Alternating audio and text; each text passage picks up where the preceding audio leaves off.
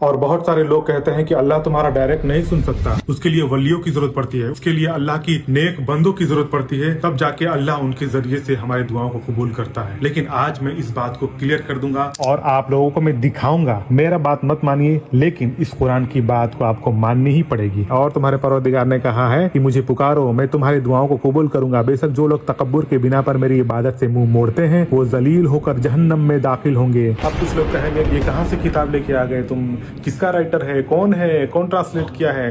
तो देखिए भाई, आपके घर में ये किताब होगी तो आप भी देखिए सूरह नंबर और आयत नंबर, ठीक है, निकालिए और यहाँ पे अरबी में पढ़िए, वकाल रब्बुकुम अदूनी। तो इसका मतलब जाके अरबी में पढ़िए, सीखिए, ढूंढिए लोगों को। और कुछ लोग कहते हैं अल्लाह ने ही कुरान में कहा है कि जरिया लगाओ, यानी कि वसीला लगाओ, वसीले के जरिए से मांगो। तो वो भी मैं सुनाने जा रहा हूँ। देखिए, ऐ ईमान वालों, अल्लाह से डरो और उस तक पहुँचने के लिए वसीला तलाश करो और उसके रास्ते में जिहाद करो। उम्मीद है कि अल्लाह तुम्हें फलाह हासिल होगा। अब लोग कहेंगे कि आ गया ना वसीला वसीला वसीला, लेकिन तुमने ये नहीं दिखा कि अल्लाह ने कहा है कि और उस तक के रास्ते में जिहाद करो, यानी कि जद्दोजहद करो, अपने नफ्स से लड़ो, अपने माल को खर्च करो, अपनी सांसों को खर्च करो, अपनी जानों को खर्च करो अल्लाह तक पहुंचने के लिए। और वसीला का यहाँ पे ये नहीं है कि तुम वली से मांगो, ठीक है। ये वसीला का क्या मतलब है कि कुरान से मदद लो, नमाज से मदद लो, अल्लाह तक पहुंचने के लिए। अल्लाह सबसे ज्यादा करीब जब तुम सजदे में होते हैं तब सबसे ज्यादा करीब होता है, तो ज्यादा से ज्यादा सजदा करो।